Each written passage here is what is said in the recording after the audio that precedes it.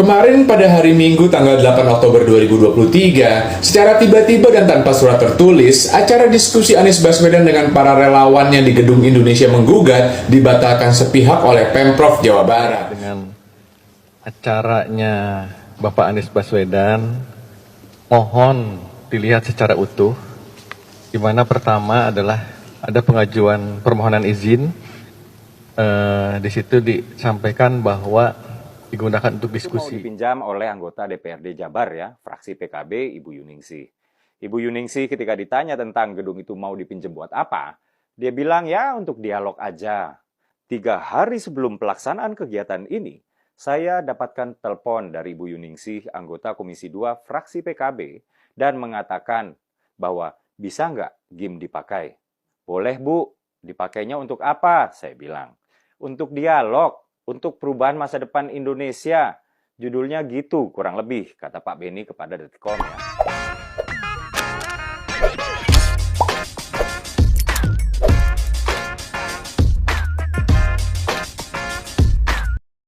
Baik para sahabat sekalian, beberapa hari terakhir ini publik dihebohkan dengan pemberitaan di mana terkesan pasangan dari Anies Baswedan ini dan juga Cak Imin dijegal di Jawa Barat. Kegiatan awalnya adalah diskusi antara Anies Baswedan bersama para relawannya yang sedianya akan dilaksanakan di Gedung Indonesia Menggugat atau GIM Jawa Barat dibatalkan oleh Pemprov Jawa Barat. Dan ketika pembatalan ini terjadi, pihak dari Anies Baswedan menilai ini sebagai bentuk penjegalan terhadap Anies Baswedan.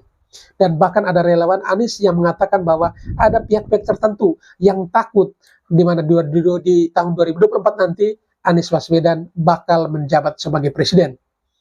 Namun informasi ini sudah diklarifikasi langsung oleh PJ Gubernur Jawa Barat, Pak B. Mahmudin, di mana beliau menyampaikan bahwa sesungguhnya kronologi yang sebenarnya adalah awalnya izinnya lain tetapi peruntukannya lain, sehingga kegiatan tersebut terpaksa dibatalkan. Oleh karena itu, supaya tidak penasaran, kita bisa langsung saksikan video selengkapnya.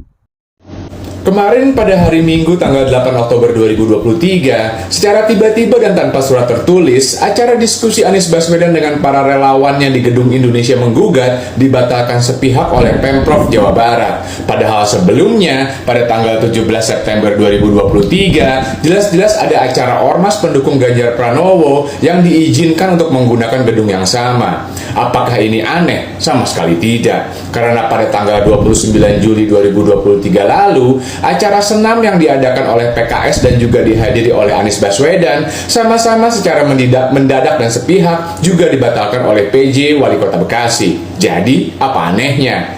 Kalian tentu masih ingat bagaimana Anies Baswedan sebagai penggagas dan pencetus yang berhasil membawa ajang Formula E ke Indonesia, ke Jakarta, tapi malah tidak diundang oleh pihak panitia atau Pemprov DKI Jakarta. Apakah itu aneh? Sama sekali tidak. Lalu ada lagi mengenai Stadion JIS yang diklaim tidak standar FIFA. Klaim ini secara dramatis dan overexposed ramai-ramai disuarakan oleh Erick Thohir, Menteri PUPR Basuki Hadi Mulyono, PJ Gubernur DKI Heru Budi, dan ahli rumput yang gue lupa namanya siapa. Padahal pada akhirnya oleh pihak FIFA, Stadion JIS dinyatakan standar FIFA dan hanya membutuhkan penjahitan ulang rumputnya saja. Apakah ini aneh? Sama sekali tidak. Semua hal yang gue sebutkan di atas tadi sama sekali tidak ada yang aneh. Karena yang terjadi adalah pada satu sisi selalu melibatkan Anies Rashid Baswedan, calon presiden Indonesia untuk 2024, yang setiap langkahnya selalu dirintangi dan dihalangi. Dan pada sisi yang lain selalu melibatkan pihak pemerintah yang dengan segala cara dan penuh niat selalu merintangi langkah Anies Baswedan. Jadi, apa yang aneh dari semua itu? Karena memang salah satu misi dari rezim ini adalah untuk menghalangi Anies Baswedan supaya jangan sampai menjadi presiden 2024. Janganlah kita membohongi diri kita sendiri. Sudah 10 tahun kita semua hidup di bawah rezim pemerintahan ini. Dan memang begitu cara mereka berpolitik dan menjalankan pemerintahan. Lihat saja bagaimana cara pemerintah menangani rem Panggalang. Tidak ada yang aneh di sana, karena begitulah cara mereka, karena hanya segitulah kemampuan mereka. Sama sekali tidak ada yang aneh dengan semua penjagalan kepada Anies Baswedan. Tidak ada yang aneh dengan cara penanganan masyarakat di rem Panggalang. Tapi akan menjadi satu keanehan besar jika kita semua hanya akan berdiam diri mengalami segala bentuk ketidakadilan itu. Satu keanehan besar jika kita semua masih mau hidup dalam ketakutan. Takut menyebut nama negeri kita sendiri, takut menyebut rumah kita sendiri, takut menyebut nama Indonesia dan malah menyebutnya dengan nama Konoha atau Wakanda. Satu keanehan besar jika ada dari kita yang menginginkan keberlanjutan di tahun 2024. Sungguh aneh jika kita semua hanya akan diam saja dan tidak tergerak untuk melakukan perubahan. Katakan tidak kepada keberlanjutan dan mari kita sambut perubahan. Pilih pasangan Anies Baswedan Caimin dan insya Allah semua akan lebih baik. Amin. Salam semangat antitesa 24.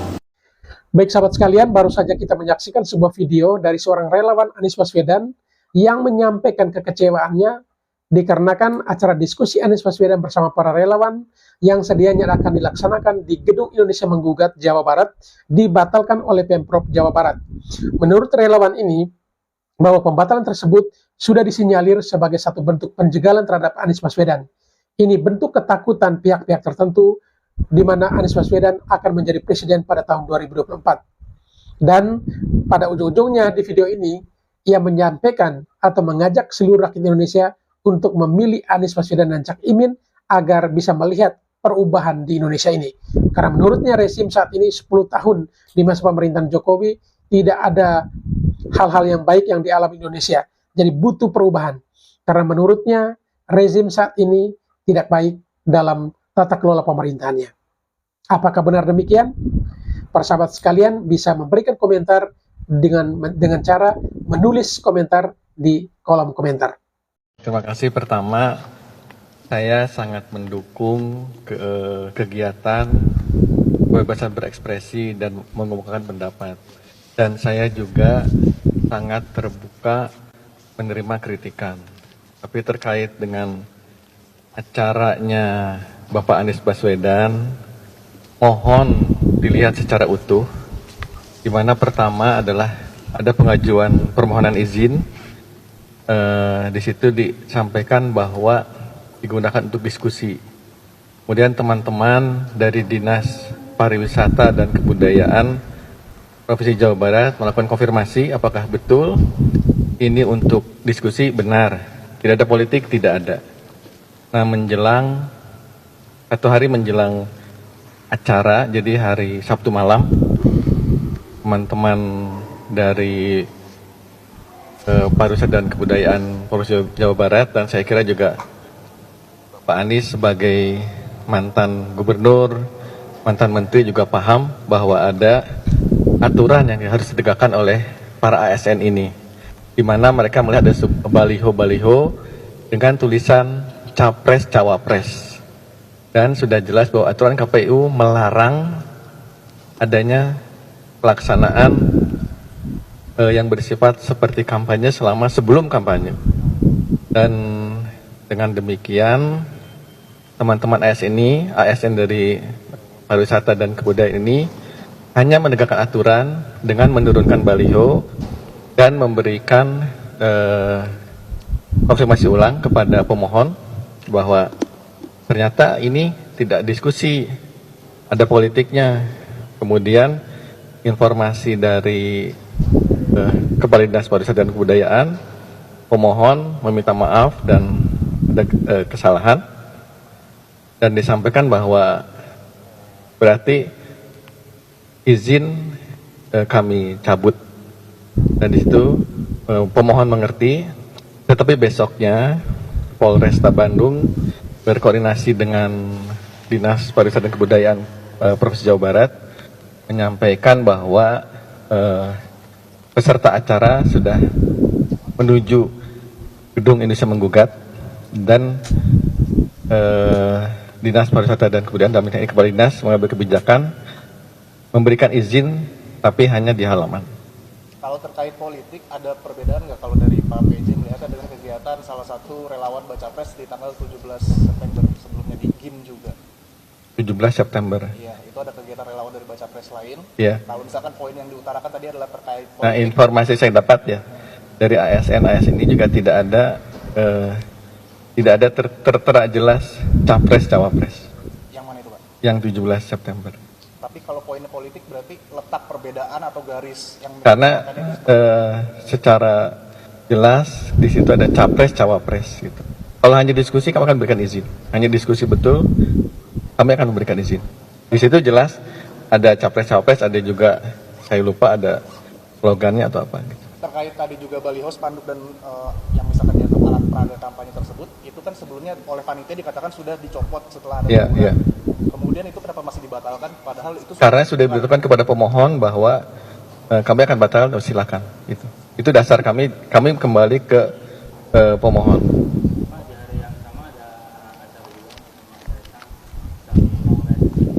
Nah ini juga kami sampaikan bahwa ASN itu Ya, hanya menegakkan jatuhnya. aturan. Di acaranya Mas Kaisang tidak ada sama sekali atribut partai, dan dalam diskusinya pun Mas Kaisang tidak menyampaikan sama sekali ajakan untuk memilih calon tertentu, partai Calon tertentu. tertentu. Bahkan Iya. beliau menyebutkan semua partai, semua capres, dan juga mengajak generasi muda untuk Memilih. menggunakan hak suara pada Iya. pemilu. Jadi lebih pada diskusi, betul itu diskusi. Jadi ini kembali masalah penegakan aturan. Pak, izin Pak, ini terkait dengan penegakan aturan PKPU di lingkungan Pemprov Jabar.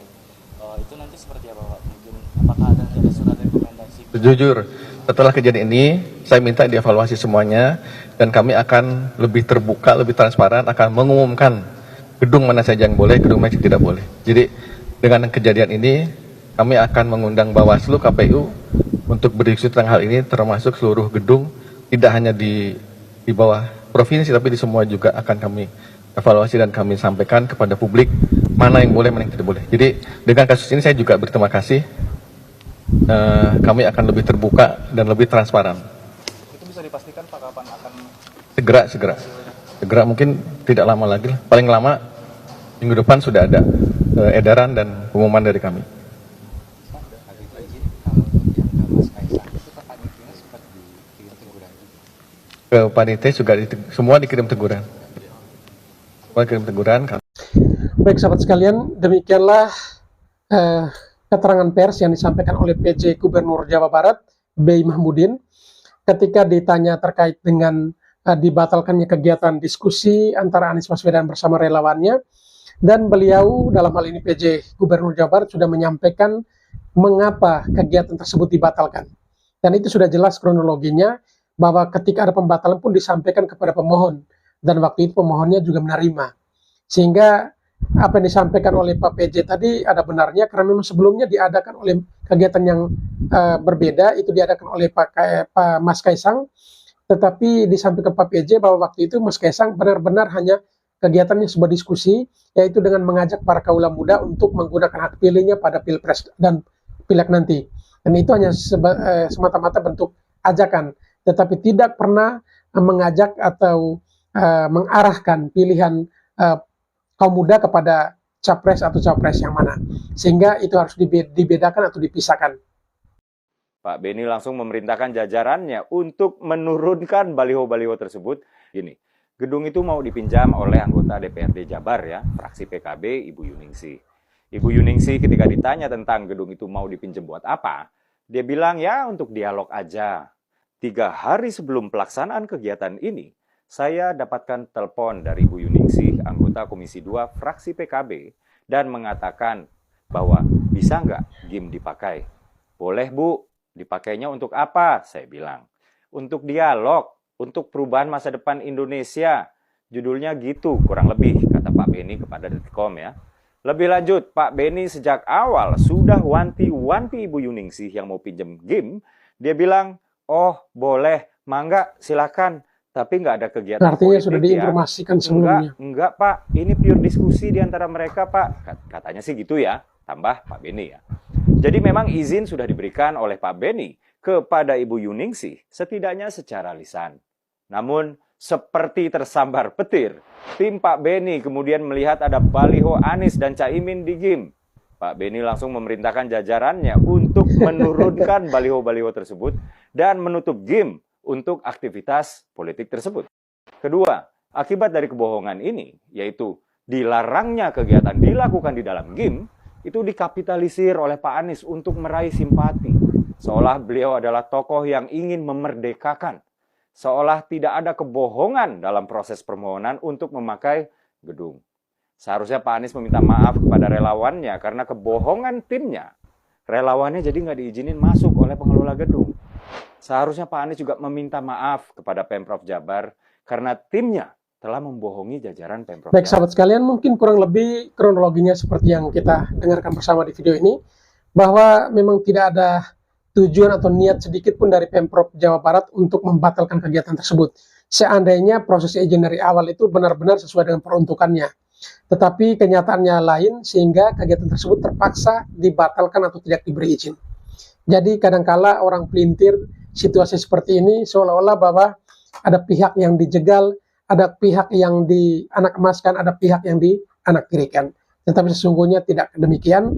Tetapi bagus tadi kita juga menonton atau menyaksikan bagaimana PJ Gubernur Jawa Barat menyampaikan bahwa dalam waktu dekat akan mengundang KPU dan Bawaslu untuk berdiskusi kira-kira gedung mana saja yang diperbolehkan dan mana yang tidak diperbolehkan. Oleh karena itu, masyarakat Jawa Barat pada umumnya tentu akan menunggu surat edaran kira-kira gedung mana saja yang diperbolehkan dan mana yang tidak. Ya, PJ Gubernur Jawa Barat, Pak B. Mahmudin sudah menjelaskan ya bahwa penyebab dibatalkannya acara relawan Anies Baswedan di Gedung Indonesia Menggugat ini karena tidak ada kesesuaian dari permohonan izin dan bentuk acara, bentuk pelaksanaan. Izinnya cuma benar-benar diskusi, tapi begitu satu hari menjelang acara ternyata ada spanduk, ada baliho, bahkan ada slogan-slogan ya yang berkonotasi ke capres dan cawapres Anies Baswedan ini, sehingga dibatalkan. Lalu kenapa kok udah dicopot juga tetap dibatalkan? Ya kalau menurut saya mungkin pihak gedung sudah lagi tidak punya kepercayaan terhadap panitia. Apalagi kan banyak sekali acara-acara yang tadinya apa, ternyata apa. Tadinya jalan sehat, ternyata kampanye. Tadinya katanya sholat Jumat, ternyata puasa dan yang sejenisnya. Ya apalagi ini belum waktunya masa kampanye. Tentunya memang harus jelas penegakan aturan dan harus juga diberikan pengawasan yang ketat ya, terhadap calon baca pres atau bacawa pres yang melakukan kampanye sebelum masa kampanye. Salam. Baik sahabat sekalian, jadi kurang lebih seperti itulah kenyataan atau kronologi yang terjadi di mana di media sosial cukup viral 1-2 hari terakhir ini, di mana terkesan bahwa Anies Baswedan dijegal di Jawa Barat, tidak diberi izin itu hanya karena kepentingan politik dan ada kepentingan pihak-pihak tertentu. Tetapi sesungguhnya tidak demikian dan kita sudah dengarkan bersama klarifikasi dari PJ Gubernur Jawa Barat, Pak B. Mahmudin sudah menyampaikan di depan pers, dan terkait ada wartawan yang coba bertanya membandingkan antara kegiatan Kaisang dan juga kegiatan Anies saat ini.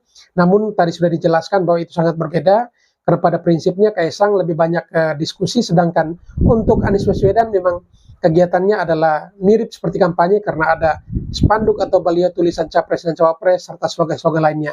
Dan ini memang secara aturan belum diperbolehkan untuk melakukan kegiatan seperti kampanye seperti ini, dikarenakan memang waktunya belum pas ya, karena ketentuan untuk kampanye pasti ada ketentuan soal waktu, tempat dan lain sebagainya itu dari pihak KPU, sehingga masyarakat perlu bijak untuk mendapatkan segala informasi ini, sehingga jangan sampai disinyalir ada pihak-pihak tertentu yang punya kepentingan menjegal, dan Pak Anies Baswedan sepertinya adalah pihak yang dikorbankan dalam situasi seperti ini.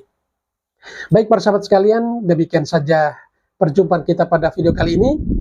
Mungkin di antara para sahabat sekalian yang ingin berkomentar, yang mungkin setuju, sepakat, atau apapun kritik, saran, dan pikiran idenya, silakan dicoret di kolom komentar, sehingga bisa kita ikuti. Dan juga bagi para sahabat sekalian yang mungkin ingin merequest video-video yang bakal akan kita reaksi pada waktu-waktu berikutnya, silakan tinggalkan di kolom komentar. Dan terakhir, kepada para sahabat sekalian yang mungkin belum sempat mendukung channel ini, silakan tekan tombol subscribe dan bunyikan tanda loncengnya agar setiap video baru yang kami upload, saudara sekalian bisa mendapatkan notifikasinya. Sekian dan terima kasih.